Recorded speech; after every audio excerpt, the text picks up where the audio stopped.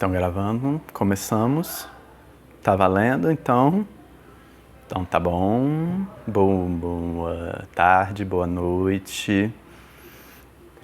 Vocês estão me ouvindo bem? Estão me vendo direitinho, todo mundo?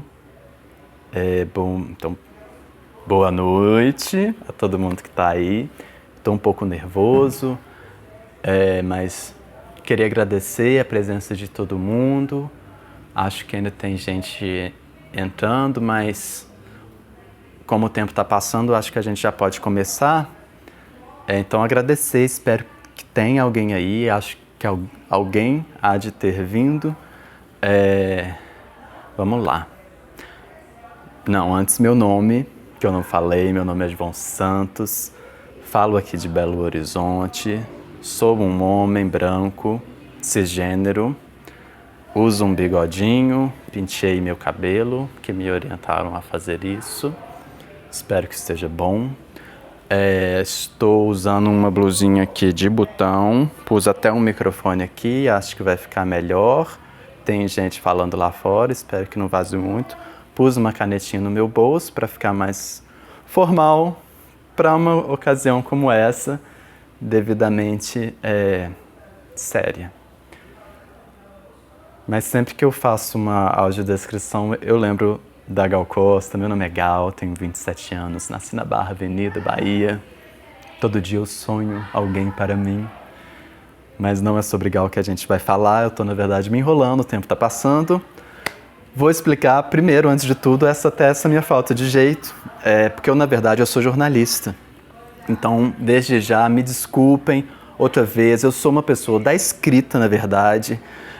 Eu tenho um problema em falar em público, eu começo até a me desviar do assunto, ficando ansioso, gesticulando sem parar, suando. Já estava um pouco desconfortável com a possibilidade dessa palestra, dessa comunicação.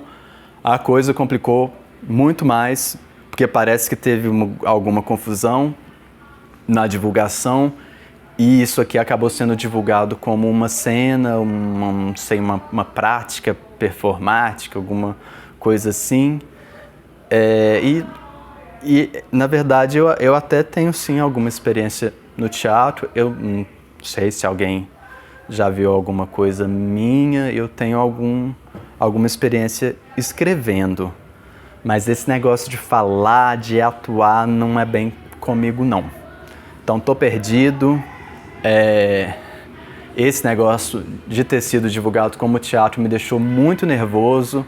Eu até fui dar uma olhada, tem 4Elo5 na programação, tem Daiane Lacerda. Então, no meio de um tanto de ator, de atriz de verdade que eu admiro, eu ter sido divulgado como uma atração teatral me deixa bastante inseguro. Me desculpem, espero que vocês não se decepcionem com essa nossa conferência, com essa fala aqui. Na verdade, o meu tema é bastante sério, bastante complicado. Eu não sei nem se eu seria capaz, nem se eu tentasse, de traduzir isso de alguma forma ou poética, cênica, porque é um tema que eu não sei se me permitiria isso. E não só essa palestra foi divulgada como teatro, como desde quando o tema veio a público, eu venho sendo bastante criticado, muito atacado, e é engraçado, porque as pessoas do meu círculo, da minha bolha, são pessoas progressistas, né? Pessoas liberais nos costumes, mas parece que essa liberdade é relativa também, assim, você tem liberdade de se expressar a depender do que você pretenda expressar. Então, eu vim mostrar um lado que normalmente os grandes jornais, os grandes veículos de comunicação escondem. Eu dei o nome de Os Benefícios do Tabaco e, apesar dessa minha falta de jeito, eu não vou me intimidar. Eu vou falar a verdade e os ativistas anti-fumo que se acostumem, se essa verdade for para eles inconveniente. Tanto faz, pode ser cientista, pode ser religioso, pode ser defensor de criancinha. Eu estou aqui para dizer o que eu acho que deve ser dito. Eu não estou obrigando a ninguém a ouvir, mas eu faço questão do meu direito de falar, de dizer. Então, como eu vinha dizendo, eu sou jornalista, vou compartilhar aqui com vocês. Não sei se estão me vendo. Então, não é isso ainda. Então, eu sou jornalista, eu sou formado pela UFMG, a mesma universidade onde hoje eu curso o meu mestrado. Eu acho que eu posso definir como tema central da minha pesquisa a verdade. Essa matéria tão complexa, afinal, conhecereis a verdade vos libertará, dizem por aí. Mas a frase, apesar de tudo, é boa, não é? Vamos falar a verdade? É boa. Vou tentar dar um passinho atrás para ver se eu consigo explicar melhor o projeto. Eu coloquei aí como ilustração, acho que já deve ter entrado, vocês estão vendo? Foi? Então, eu coloquei aí como ilustração a Bette Davis, maravilhosa. Mas por que eu coloquei a Bette Davis? Bom, primeiro, porque é a Bette Davis e ela é maravilhosa. Já que me colocaram aqui como teatro, então vamos pôr um matiz de verdade para ver se vocês ficam menos chateados. Mas eu pus também a Bette Davis porque ela está sendo vista aí fumando. E eu vou dizer que isso não era tão raro em se tratando de Bette Davis. Não era raro, aliás, em se tratando de todo um momento histórico, onde as pessoas fumavam nos filmes. Elas fumavam na tela e fumavam na poltrona de cinema. Gente, eu vivi esse tempo. Eu frequentei muito a Obra, quem é de Belo Horizonte conhece a Obra, que é uma boate do rock and roll aqui da cidade. E eu lembro de voltar para casa na época que se podia fumar na boate, completamente esfumaçado. Eu lavava o meu cabelo, depois a água saía cinza. Até quando eu era mais novinho, quando eu tinha uns 13, 14 anos, estava na escola ainda, estudava no Colégio Santo Antônio, que é um dos colégios mais tradicionais dessa cidade, e minha querida, saudosa professora de História, Marilhão, dava a aula inteira na porta da sala com um cigarro aceso. Essa galera aí que veio me atacando durante a semana toda, a semana inteira levando porrada, devem achar isso tudo um horror, mas eu vou dizer uma coisa, eu tô vivo, eu estou bem. Eu tive noites memoráveis nas boates esfumaçadas da minha juventude e eu tive aulas maravilhosas com professoras fumantes. Não estou tossindo, eu não desenvolvi doenças respiratórias e, pasmem, eu não fumo. E não seria eu quem ia dizer para Bette Davis parar de fumar. Não seria eu e não serei eu que vai jogar as fitas da Bette Davis no lixo. Os desenhos de Tom e Jerry agora não pode ter mais gente fumando. Eu cresci vendo Tom e Jerry, gente. Mas vamos lá, vamos então falar de cigarro. Eu não sei se todo mundo tem consciência do tamanho do setor tabagista.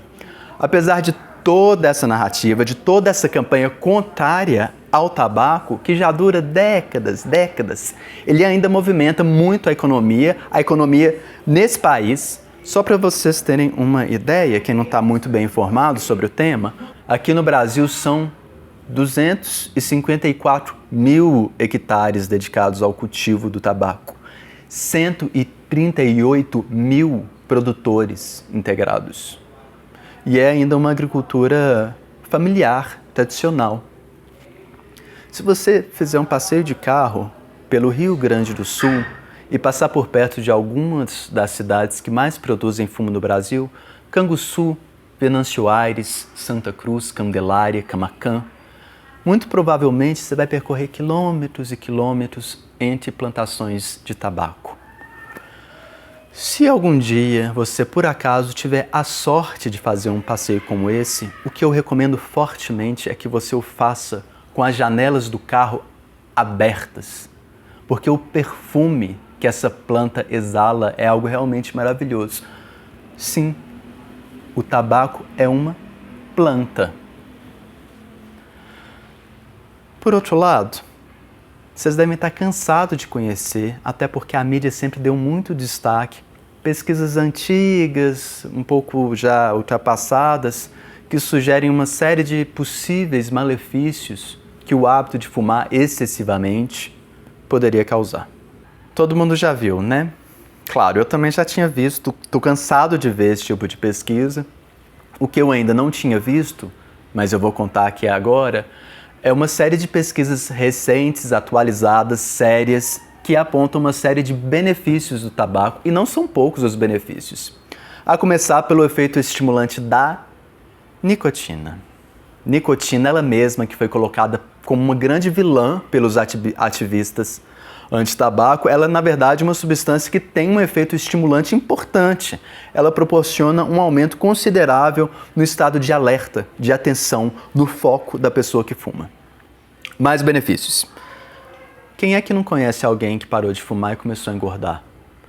Fumar pode ajudar a manter o peso adequado porque acelera o nosso metabolismo e também, de alguma forma, ajuda a pessoa a manter o equilíbrio emocional diante de uma situação estressante. Equilíbrio que essa pessoa, quando para de fumar, tenta compensar comendo bobagem, comendo torresmo, engordando. Uma coisa que pode, na verdade, ser muito mais danosa ao corpo do que um possível, talvez, prejuízo que fumar excessivamente poderia causar, por exemplo, em relação ao seu sistema cardíaco, né? Todo mundo fala, fumar faz mal ao coração. Fumar faz mal ao coração. E cheddar não faz mal ao coração? Será que tem mais gente que morre do coração por causa de cigarro ou por causa de bacon? Mas engraçado, não vejo propaganda anti-bacon no intervalo da novela. Por que o governo não faz propaganda anti-açúcar, anti-queijo cheddar, anti-batata frita na televisão? Será que por trás do lobby antitabagista não existem outros interesses? E eu ainda não falei no maior benefício do tabaco. Mas até que eu acho que está na hora. Chegamos numa hora boa.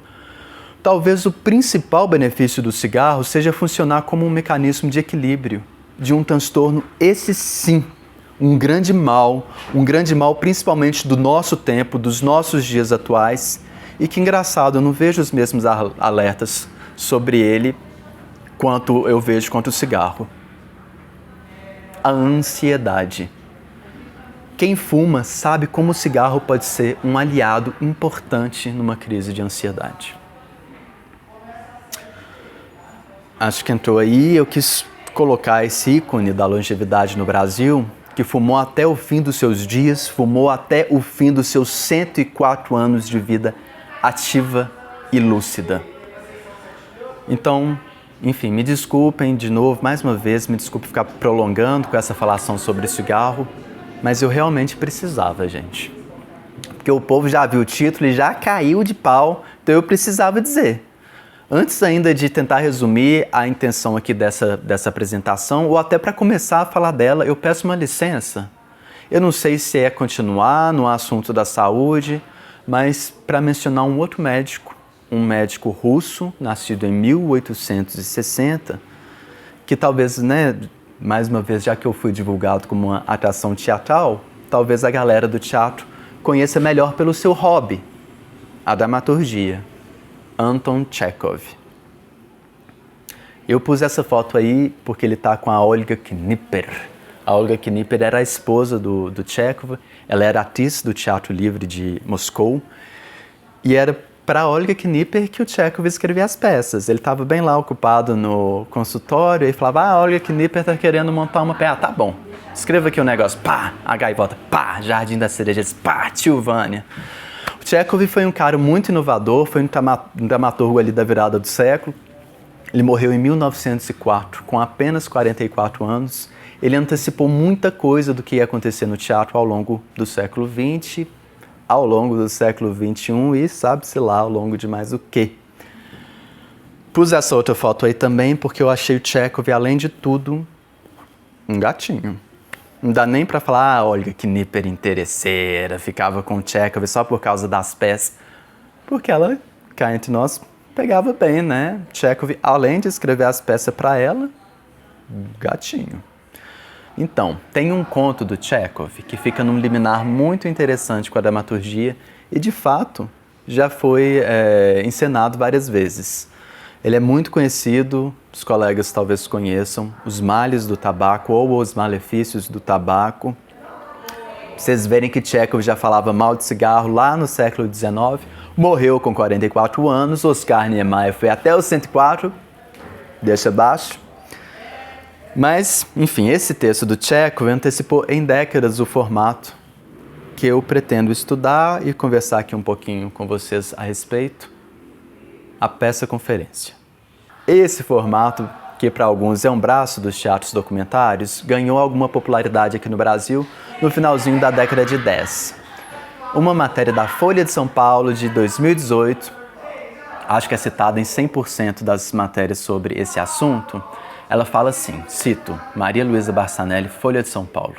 É um tipo de espetáculo sem grandes aparatos técnicos, feito em tom de conversa. Começa como uma aula, um bate-papo, o elenco entra, cumprimenta os presentes, fala de forma despojada e joga à plateia perguntas, quase sempre retóricas. A ideia não é a interatividade, sim deixar o público à vontade, imerso na encenação. Acho meio engraçada essa história de deixar o público imerso na encenação, não sei se é bem por aí, mas acho que dá um bom panorama do que é a peça-conferência. Nos Males do Tabaco, do nosso amigo Anton Chekhov, o personagem do conferencista começa a sua fala assim. Minhas senhoras, e de certo modo meus senhores, pediram à minha mulher que eu viesse aqui fazer uma conferência para fins beneficentes sobre um assunto qualquer. E por que não fazê-lo? Se é preciso que se faça uma conferência, façamos então uma conferência. A mim é-me absolutamente indiferente. Não é maravilhoso? Não só o Chekhov, mas como ele antecipa tanta coisa. Essa comunicação direta, esse dialogismo do conferencista com a plateia, até esse flerte com a ciência, com a performance, essa confusão. Quem é que está falando, meu Deus? É o ator? É um personagem? A minha intenção é explorar um paralelo com o real, com a verdade, e pensar como isso vem surgindo com força na cena ao mesmo tempo que vem decaindo na construção da opinião pública. Verdade, aliás, sempre foi um termo do vocabulário teatral. Ai, nossa, a Vera Holtz atua com verdade. Ítalo, eu acho que naquela cena você precisa dar mais verdade para o texto.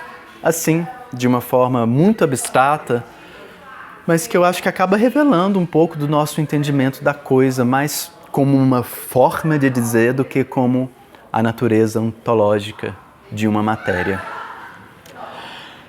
Então, a minha intenção é traçar um paralelo entre essa ascensão da verdade na cena, pela performatividade, pelo que o teatro hoje explora de documental, de biográfico, com a verdade na opinião pública, política, no jornalismo, ou talvez a crise da verdade, a tal da pós-verdade, a decadência do documental, do factual, do que pode ser comprovado. Tudo isso preterido a crenças, convicções morais, pessoais, religiosas, políticas, enfim.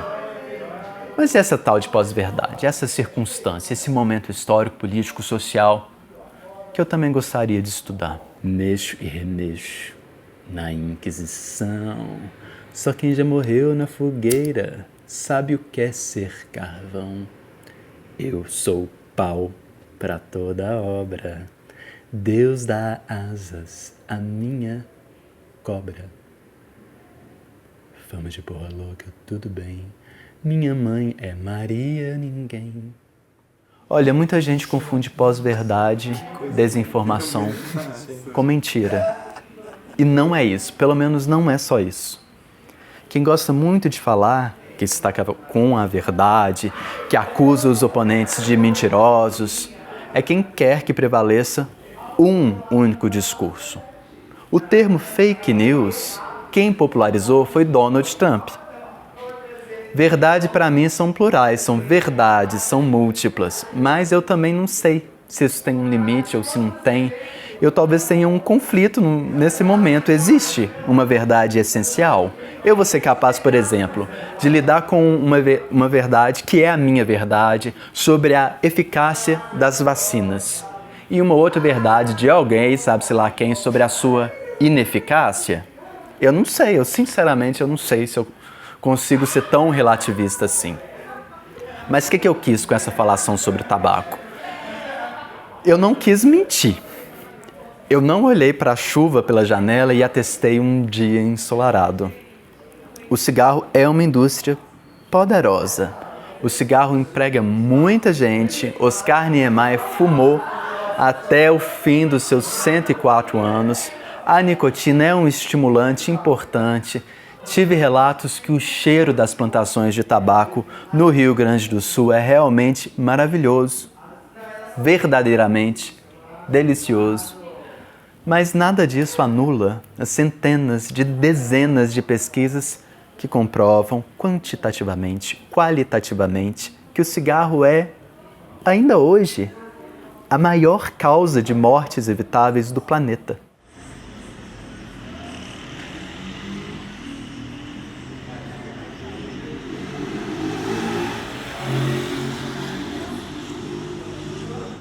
As mesmíssimas estratégias do lobby tabagista, porque o lobby que existe é tabagista, não é antitabagista, são utilizadas, por exemplo, pelas petroquímicas para semear dúvida quanto à responsabilidade delas no aquecimento global que existe.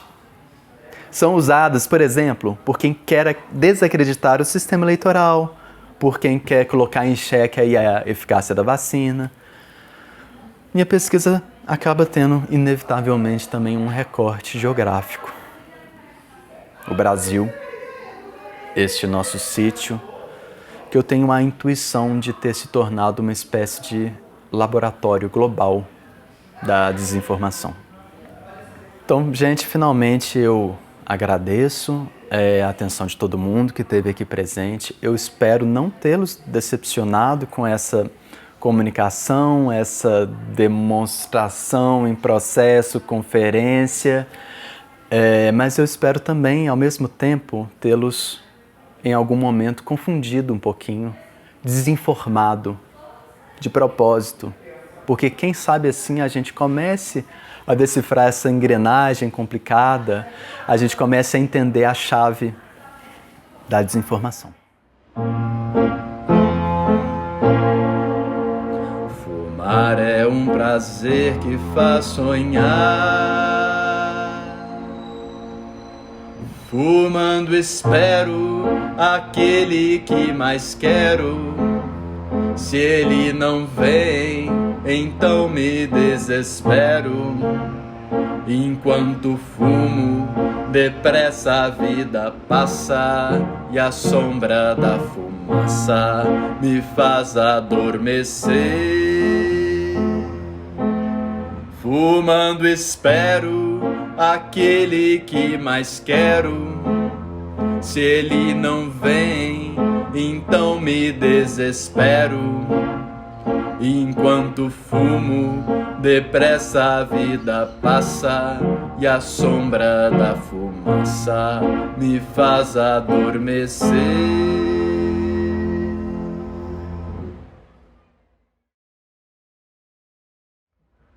Dá-me a tua boca, dá-me até que eu fique louca. Dá-me a tua boca, dá-me até que eu fique louca. Dá-me a tua boca, dá-me até que eu fique louca.